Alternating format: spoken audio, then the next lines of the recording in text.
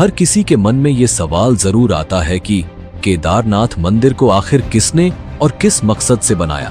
और सबसे चौंकाने वाली बात यह है कि केदारनाथ धाम का शिवलिंग बाकी शिवलिंगों से इतना अलग क्यों है, इसके पीछे कौन सा रहस्य छिपा है। हजारों साल पहले जब विज्ञान की आज की तरह तरक्की नहीं हुई थी, तब उस दौर के लोग इस मंदिर को बनाने के लिए इंटरलॉकिंग जैसी आधुनिक टेक्नोलॉजी को कैसे जानते थे। और सबसे हैरान करने वाली बात यह है कि बिना किसी नुकसान के 400 सालों तक ये मंदिर बर्फ में कैसे दबा रहा और इसके पीछे की कहानी क्या है। जब मंदिर के कपाट 6 महीने के लिए बंद हो जाते हैं, तब अंदर जलने वाला दीपक आखिर 6 महीने तक कैसे निरंतर जलता रहता है। और सबसे बड़ा सवाल, 2013 की बाढ़ के समय जब पूरा क्षेत्र तबाह हो गया था, तो मंदिर को बचाने के लिए पीछे से आई विशाल भीमशिला किसने रखी। क्या यह सब महज एक संयोग था या किसी दैवीय शक्ति का चमत्कार। इन सभी रहस्यमयी घटनाओं का जवाब ढूंढने के लिए हमारे साथ बने रहिए, क्योंकि इस डॉक्यूमेंट्री में हम आपको केदारनाथ धाम के अनसुने रहस्य आपको बताएंगे। ये वो रहस्य हैं जिनका जवाब शायद आज भी विज्ञान के पास नहीं है।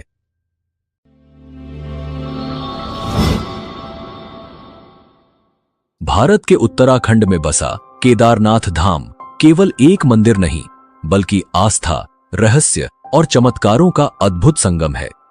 हिमालय की ऊंचाइयों में 12 ज्योतिर्लिंगों में से एक यह पवित्र स्थल सदियों से भक्तों को अपनी ओर खींचता आया है। पर क्या आप जानते हैं कि इस मंदिर के हर पत्थर के पीछे छिपी हैं अनगिनत कहानियां, जो केवल आस्था ही नहीं बल्कि चमत्कारों और विज्ञान से भी जुड़ी हैं।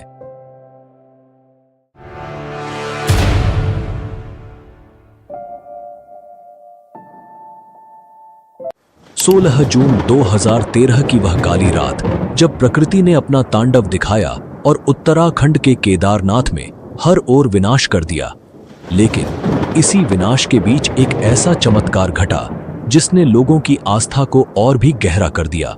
आइए हम आपको उस समय की भयावहता और चमत्कार के बारे में बताते हैं जिसने केदारनाथ मंदिर को बचाया था। उस रात केदारनाथ में बाढ़ का पानी मंदाकिनी नदी से उफनता हुआ आ रहा था। भारी बारिश और चौराबारी ग्लेशियर के पिघलने से स्थिति और भी भयावह हो गई। पानी, पत्थर और मलबा शहर को अपनी चपेट में लेता जा रहा था। जहां पहले पहाड़ों की सुंदरता थी, वहां अब विनाश का तांडव था। होटल, घर, दुकानें, सब कुछ बहा ले गया। करीबन 6000 लोग मारे गए और लाखों बेघर हो गए। लेकिन एक बात साफ थी, यह आपदा केदारनाथ मंदिर की ओर बढ़ रही थी। क्या यह भगवान शिव के पवित्र धाम को तबाह करने वाली थी? जैसे ही पानी मंदिर की ओर बढ़ा, अचानक एक विशाल शिला, जिसे अब भीमशिला कहा जाता है, पानी के बहाव के साथ बहती हुई मंदिर के पीछे आकर रुक गई। वह पत्थर मंदिर के करीब 50 फीट पीछे रुक गया और बाढ़ के पानी को 2 हिस्सों में बांट दिया। उस क्षण मानो भगवान शिव की स्वयं कृपा ने मंदिर को तबाही से बचा लिया। बाढ़ का सारा पानी भीमशिला से टकराकर मंदिर के दोनों ओर से बह गया। आसपास के सभी ढांचे बह गए, लेकिन मंदिर, शिव का यह पवित्र धाम, चमत्कारिक रूप से सुरक्षित बचा रहा। यह सिर्फ एक घटना नहीं थी, यह शिव के प्रति भक्तों की आस्था का जीवंत प्रमाण बन गया। इस विशाल शिला को स्थानीय लोगों ने भीमशिला का नाम दिया। महाभारत के वीर योद्धा भीम के नाम पर रखी गई यह शिला अब केदारनाथ धाम के चमत्कार की प्रतीक बन चुकी है। इसका नाम भीमशिला ही क्यों रखा गया और पांडव का केदारनाथ से क्या संबंध था, वो हम आगे बात करेंगे। लोगों का मानना है कि यह भगवान शिव की कृपा और महाभारत के भीम की शक्ति का प्रतीक है। आज भी भक्त इस शिला की पूजा करते हैं, इसे मंदिर के दर्शन का अभिन्न अंग मानते हैं। वैज्ञानिक भी इस घटना से हैरान रह गए। उनका मानना है कि यह पत्थर पहाड़ से खिसक कर बहता हुआ नीचे आ गया था। लेकिन यह कैसे संभव हुआ कि यह शिला मंदिर के ठीक पीछे आकर रुकी और पानी के बहाव को 2 हिस्सों में बांट दिया। यह शिला लगभग 20 से 25 फीट लंबी और 10 से 15 फीट चौड़ी थी। इसका वजन लगभग 1000 मीट्रिक टन का माना जाता है। अगर यह शिला मंदिर से टकराती तो मंदिर को पूरी तरह नष्ट कर देती। उस दौरान मंदिर में करीबन 300 लोग ने शरण ली हुई थी और इस शिला की वजह से उन सब की जान बच गई। हम सबके मन में ये सवाल जरूर आता है कि 2013 की इतनी भयंकर जल प्रलय के बावजूद केदारनाथ मंदिर आज भी कैसे सुरक्षित खड़ा है। इसका जवाब छुपा है प्राचीन इंटरलॉकिंग टेक्नोलॉजी में। इस तकनीक से मंदिर के भारी पत्थरों को बिना किसी गाड़े या सीमेंट के इस तरह जोड़ा गया कि वो एक दूसरे में पूरी तरह फिट हो गए। हजारों साल पहले जब तकनीक और आधुनिक उपकरणों का कोई नामो निशान भी नहीं था, तब इस मंदिर को भारी पत्थरों से बनाया गया। लेकिन इन पत्थरों को जोड़ने के लिए किसी गाड़े या सीमेंट का इस्तेमाल नहीं हुआ। प्राचीन भारतीय कारीगरों ने पत्थरों को इस प्रकार तराशा कि वो एक दूसरे में एकदम सटीक तरीके से लॉक हो जाते थे। इस तकनीक ने मंदिर को प्राकृतिक आपदाओं से बचाया है, चाहे वो भूकंप हो, भारी हिमपात हो या फिर बाढ़। 2013 की भयंकर बाढ़ के दौरान जब पूरा क्षेत्र तबाह हो गया था, फिर भी केदारनाथ मंदिर पूरी तरह सुरक्षित रहा। यही नहीं, इस मंदिर की दीवारें आज भी वैसे ही खड़ी हैं जैसे सदियों पहले थीं। ये इंटरलॉकिंग तकनीक ही थी जिसने पत्थरों को इतना मजबूत बना दिया कि उन्हें कोई आपदा हिला नहीं सकी। एक ऐसी तकनीक जो आज भी वैज्ञानिकों को चौंका रही है। यही है भारतीय वास्तुकला का कमाल। तो हमारे मन में सबसे बड़ा प्रश्न यह उठता है कि आखिर किसने इतनी मजबूत और अत्याधुनिक तकनीक से केदारनाथ मंदिर का निर्माण किया। इसके पीछे की कहानी और इतिहास को जानना बेहद दिलचस्प है। तो चलिए हम शुरुआत से ही इस पवित्र मंदिर के इतिहास की गहराइयों में झांकते हैं और समझते हैं कि किसने और कैसे इस अद्भुत मंदिर का निर्माण किया। क्या आप में से कोई ऐसा है जिसके दिल में केदारनाथ धाम के दर्शन की गहरी इच्छा है? अगर आपकी भी यही तमन्ना है कि भोले बाबा के चरणों में शीश झुकाएं, तो कमेंट में हर हर महादेव लिखकर अपनी भावनाओं को व्यक्त करें। बाबा जल्द ही आपकी इच्छा पूरी करेंगे।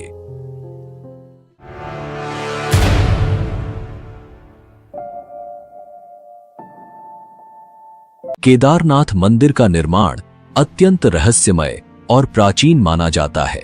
यह मंदिर न केवल धार्मिक दृष्टि से महत्वपूर्ण है, बल्कि इसके निर्माण के साथ जुड़ी पौराणिक कथाएं इस स्थल को और भी अधिक अलौकिक और रहस्यमयी बनाती हैं।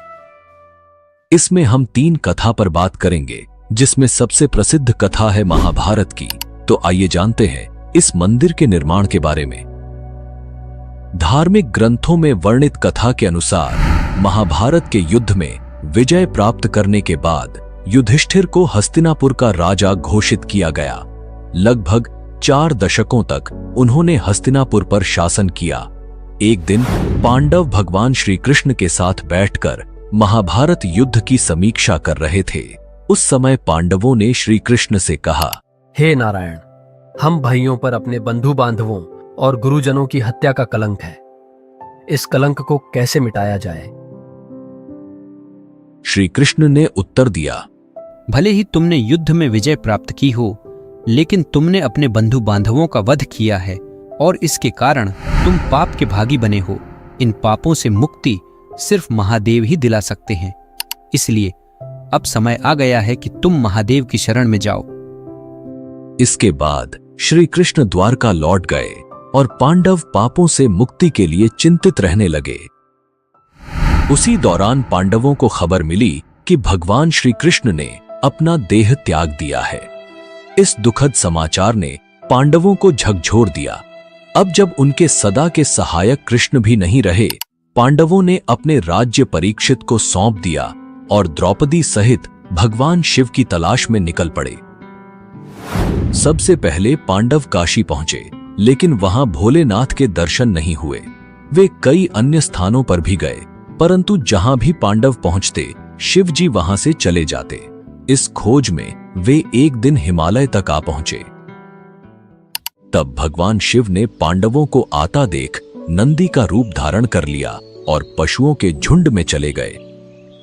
भगवान शिव को पाने के लिए भीम ने एक योजना बनाई। उन्होंने विशाल रूप धारण कर अपने पैर केदार पर्वत के दोनों ओर फैला दिए ताकि कोई भी पशु उनके पैरों के बीच से निकल सके। लेकिन नंदी रूपी भगवान शिव ने ऐसा नहीं किया। तभी भीम ने नंदी को पहचान लिया और पकड़ने का प्रयास किया, लेकिन शिवजी धरती में समाने लगे। भीम ने उनका पिछला हिस्सा पकड़ लिया। भगवान शिव पांडवों की भक्ति से प्रसन्न हुए और उन्हें दर्शन देकर उनके पापों से मुक्त कर दिया। तभी से भगवान शिव यहां नंदी की पीठ के रूप में पूजे जाते हैं। इसी वजह से केदारनाथ का शिवलिंग बाकी शिवलिंगों से अलग है। ऐसा कहा जाता है कि जब भगवान शिव ने पांडवों को उनके पापों से मुक्त किया और उनका प्रायश्चित स्वीकार किया, तब पांडवों ने केदारनाथ मंदिर का निर्माण करवाया। यह भी कहा जाता है कि भगवान शिव का शरीर पृथ्वी के अलग अलग हिस्सों में प्रकट हुआ, जिससे पंच केदार की उत्पत्ति हुई। भगवान शिव का मुख नेपाल के पशुपतिनाथ मंदिर में, भुजाएं तुंगनाथ में, मुख रुद्रनाथ में, नाभि मदमहेश्वर में और जटाएं कल्पेश्वर में प्रकट हुई। यही 5 स्थान पंच केदार के रूप में पूजित हैं। केदारनाथ को पंच केदार में सबसे प्रमुख माना जाता है, क्योंकि यहां भगवान शिव के पीठ रूप की पूजा की जाती है। अगर आप पंच केदार के बारे में एक विस्तृत डॉक्यूमेंट्री देखना चाहते हैं तो कमेंट में हमें जरूर बताएं। हम आपको अगली डॉक्यूमेंट्री में इस रहस्यमयी यात्रा पर जरूर ले चलेंगे। केदारनाथ मंदिर निर्माण का दूसरा सबसे पुराना और महत्वपूर्ण पौराणिक संदर्भ भगवान विष्णु के अवतार नर नारायण ऋषि की तपस्या से जुड़ा हुआ है। शिव पुराण की कोटि रुद्र संहिता में उल्लेख है कि बद्रीवन में भगवान विष्णु के अवतार नर नारायण पार्थिव शिवलिंग बनाकर उनकी पूजा करते थे। कहते हैं कि नर नारायण की घोर तपस्या से प्रसन्न होकर भगवान शिव उनके सामने प्रकट हुए और उनसे वरदान मांगने को कहा। नर नारायण ने भगवान शिव से प्रार्थना की कि वे इस पवित्र स्थान पर सदैव ज्योतिर्लिंग के रूप में निवास करें, ताकि सभी भक्त उन्हें साक्षात देख सकें। भगवान शिव ने यह वरदान स्वीकार किया और तब से यहां उनकी पूजा ज्योतिर्लिंग के रूप में होती है। इस कथा के अनुसार केदारनाथ का ज्योतिर्लिंग भगवान शिव का एक महत्वपूर्ण रूप है, जो नर नारायण की तपस्या के कारण स्थापित हुआ। यह स्थान शिव और विष्णु की अद्वितीय एकता का प्रतीक है, जहां शिव जी केदारनाथ में ज्योतिर्लिंग के रूप में और विष्णु जी बद्रीनाथ धाम में विराजमान हैं। कहा जाता है कि 8वीं शताब्दी में आदि शंकराचार्य ने केदारनाथ मंदिर का पुनर्निर्माण करवाया और हिंदू धर्म के पुनर्जागरण में महत्वपूर्ण भूमिका निभाई। उन्होंने केदारनाथ मंदिर में ज्योतिर्लिंग की स्थापना की और इस मंदिर को एक प्रमुख तीर्थ स्थल के रूप में स्थापित किया। आदि शंकराचार्य ने केदारनाथ में अपने अंतिम दिन बिताए और यहीं पर उन्होंने मोक्ष प्राप्त किया। उनकी समाधि आज भी केदारनाथ मंदिर के पीछे स्थित है, जहां भक्त उनकी पूजा और स्मरण करते हैं। हाल के प्रमुख इतिहासकार डॉक्टर शिव प्रसाद डबराल का मानना है कि शैव संप्रदाय के अनुयायी आदि शंकराचार्य और उनके छात्रों के आने से बहुत पहले इस क्षेत्र में सक्रिय थे। इस मान्यता के आधार पर यह संभव है कि मंदिर की प्राचीनता को सटीक रूप से निर्धारित करना मुश्किल हो, खासकर जब पाली या ब्राह्मी भाषा में लिखी गई लिपि को अब तक पूरी तरह पढ़ा नहीं जा सका है। मध्य प्रदेश के ग्वालियर राज्य में पाए गए एक पत्थर के शिलालेख से यह पुष्टि होती है कि मालवा के राजा भोज, जिन्होंने 1077 से 1099 ईस्वी तक शासन किया था, वो केदारनाथ मंदिर के निर्माण के लिए जिम्मेदार थे। इस दावे का समर्थन एपिग्राफिया इंडिका खंड 1 नामक ग्रंथ से भी होता है। यह शिलालेख एक महत्वपूर्ण प्रमाण है जो राजा भोज के समय के दौरान मंदिर के निर्माण का संकेत देता है।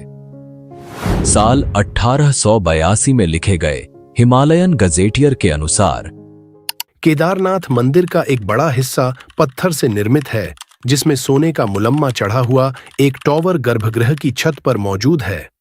मंदिर के सामने पंडों के पक्के मकान तीर्थयात्रियों के ठहरने के लिए हैं, जबकि पुजारी या पुरोहित भवन के दक्षिणी ओर रहते हैं। इस विवरण के अनुसार मंदिर का वर्तमान ढांचा अपेक्षाकृत नया है, जबकि पुराना भवन गिरकर नष्ट हो चुका था। आपको क्या लगता है, केदारनाथ मंदिर कितने साल पुराना हो सकता है और इसका निर्माण किसने करवाया होगा? आपकी राय कमेंट करके हमें जरूर बताएं, ताकि आपके तर्क और विचार भी लोग देख सकें।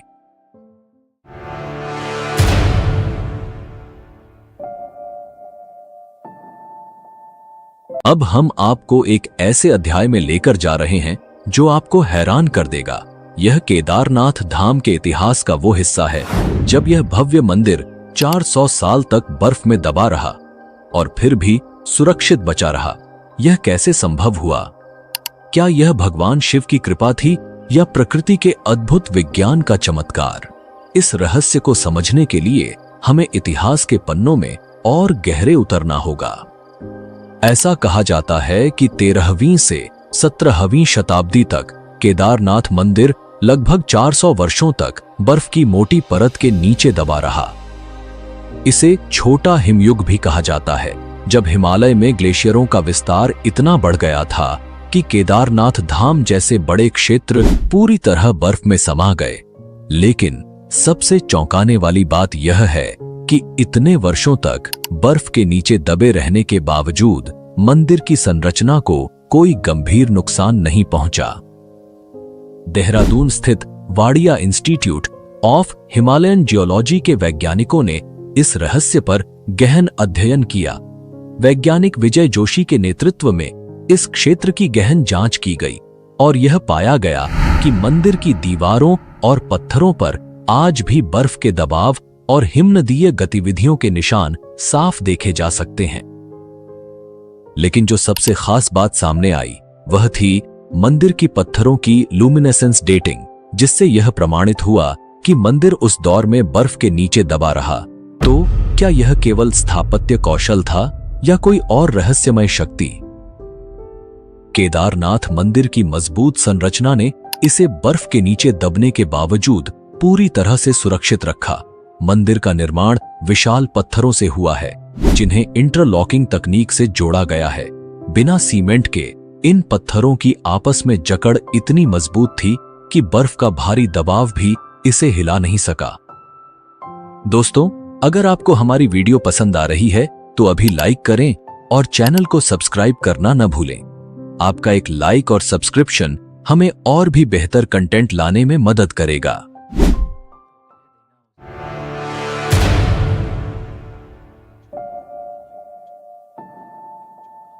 अब हम आपको एक ऐसे रहस्य से परिचित कराने जा रहे हैं जिसने आधुनिक वैज्ञानिकों को भी हैरान कर दिया है। केदारनाथ और रामेश्वरम के बीच का गहरा जियोमेट्रिकल अलाइनमेंट ये वाकई एक चौंकाने वाली बात है। सोचिए, ये दोनों मंदिर एक सीधी रेखा में कैसे हो सकते हैं, जबकि ये हजारों किलोमीटर दूर हैं। जब आप इस रहस्य के बारे में जानेंगे तो हैरान रह जाएंगे। यह प्राचीन भारतीय ज्ञान और वास्तुकला का एक अद्भुत उदाहरण है, जिसे आज की आधुनिक दुनिया में समझना कठिन है। क्या आपने कभी सोचा है कि केदारनाथ और रामेश्वरम जैसे दूरस्थ मंदिर कैसे एक ही रेखा पर हो सकते हैं? ये रहस्य न सिर्फ श्रद्धालुओं को बल्कि वैज्ञानिकों को भी हैरान कर चुका है। उत्तराखंड के केदारनाथ और दक्षिण भारत के रामेश्वरम ज्योतिर्लिंग 79 डिग्री देशांतर रेखा पर स्थित है। लेकिन यही नहीं, इनके बीच 5 और शिव मंदिर हैं जो सृष्टि के पंच तत्वों जल, वायु, अग्नि, आकाश और धरती का प्रतिनिधित्व करते हैं। अब सोचिए, हजारों साल पहले जब उपग्रह तकनीक या जीपीएस जैसी कोई आधुनिक तकनीक नहीं थी, तब भी हमारे प्राचीन वास्तुकारों ने इतनी सटीकता से इन मंदिरों को एक सीध रेखा में कैसे स्थापित किया। यह जानकर हैरानी होती है कि केदारनाथ और रामेश्वरम के बीच 2383 किलोमीटर की दूरी है और इन 7 मंदिरों का एक ही रेखा में होना महज संयोग नहीं हो सकता। इन मंदिरों की स्थापना 1500 से 2000 साल पहले हुई थी और वैज्ञानिक दृष्टिकोण से ये एक अद्भुत ज्योमेट्रिकल अलाइनमेंट का हिस्सा है। यह सिर्फ धार्मिक नहीं बल्कि ब्रह्मांडीय संतुलन की भी एक झलक देता है। ये इस बात का प्रमाण है कि हमारे पूर्वजों के पास गहरे वास्तुकला और भूगोल का ज्ञान था। अब आइए इस अद्भुत 79 डिग्री देशांतर रेखा के बारे में बात करें। इस रेखा पर केदारनाथ और रामेश्वरम के बीच 5 और महत्वपूर्ण मंदिर स्थित हैं। कालेश्वर, श्रीकालाहस्ती, एकम्बरेश्वर, अरुणाचलेश्वर और चिदंबरम मंदिर। यह सोचने पर मजबूर कर देता है कि कैसे प्राचीन वास्तुकारों ने बिना किसी आधुनिक तकनीक के यह सब किया। उज्जैन के महर्षि पाणिनि संस्कृत विश्वविद्यालय के प्रोफेसर डॉक्टर उपेंद्र भार्गव का भी यही कहना है। यह तथ्य सही है कि ये मंदिर 79 डिग्री देशांतर पर स्थित हैं। हालांकि इनकी स्थापना अलग अलग समय पर हुई, इसलिए यह कहना कठिन है कि इन्हें किसी विशेष जियोमेट्रिकल अलाइनमेंट के तहत बनाया गया था। लेकिन एक बात निश्चित है, इन मंदिरों की स्थापना में अक्षांश और देशांतर का पूरा ध्यान रखा गया था और वास्तु सिद्धांतों का सटीक पालन किया गया है। ये रहस्य आज भी बना हुआ है, जो हमें प्राचीन भारतीय ज्ञान और विज्ञान की गहराई से रूबरू कराता है। ऐसे में क्या आप भी सोच रहे हैं कि यह सब कैसे संभव हुआ? क्या यह महज संयोग है या प्राचीन ज्ञान का कोई अदृश्य सूत्र? यह सवाल हम सभी को सोचने पर मजबूर करता है। क्या आपको पता है कि विमान का कॉन्सेप्ट प्राचीन भारतीय शास्त्रों में मिलता है और आज भी लोग इसका उपयोग करते हैं? अगर आपको भी ऐसी प्राचीन भारतीय टेक्नोलॉजी के बारे में पता है तो कमेंट में जरूर बताएं। इससे दूसरे लोग भी हमारी प्राचीन तकनीक के बारे में जान सकेंगे।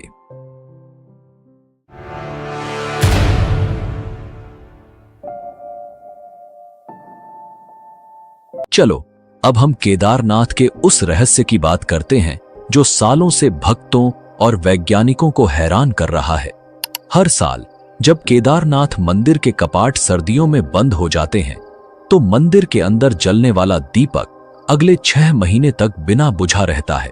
ये कैसे संभव है जबकि कोई भी व्यक्ति वहां मौजूद नहीं होता? और इतना ही नहीं, जब मंदिर के कपाट बंद होते हैं तो सवाल ये उठता है कि इस दौरान शिवलिंग की पूजा कौन करता है? मंदिर के कपाट बंद होने के बाद ये रहस्यमयी घटनाएं आज भी लोगों के लिए एक गहरे आश्चर्य का विषय हैं, जिसे न तो पूरी तरह से समझा जा सका है और न ही वैज्ञानिक इसका कोई ठोस प्रमाण दे पाए हैं। हर साल सर्दियों में भाई दूज के बाद जब बर्फ की सफेद चादर हिमालय पर फैल जाती है और इंसानों की पहुंच इस ऊंचाई तक नामुमकिन हो जाती है, तब केदारनाथ के कपाट बंद कर दिए जाते हैं। करीब 6 महीने तक यह मंदिर बंद रहता है। पौराणिक कथाओं के अनुसार जब सर्दियों के दौरान केदारनाथ मंदिर के कपाट बंद होते हैं, तब देवता और गंधर्व यहां आकर भगवान शिव की पूजा करते हैं। यह माना जाता है कि जब मंदिर में आम लोगों की पूजा बंद हो जाती है, तब भगवान शिव देवताओं और गंधर्वों के साथ यहां निवास करते हैं। जब मंदिर के कपाट बंद किए जाते हैं, तब मंदिर के अंदर एक दीपक जलाया जाता है। यह दीपक बिना किसी देखरेख के पूरे 6 महीने तक अविरत जलता रहता है और जब कपाट फिर से खोले जाते हैं, तब यह दीपक जलता हुआ मिलता है, जैसे मानो उस जगह पर शिव की दिव्यता कभी भी नहीं बुझती। क्या यह सच में किसी चमत्कार से कम है?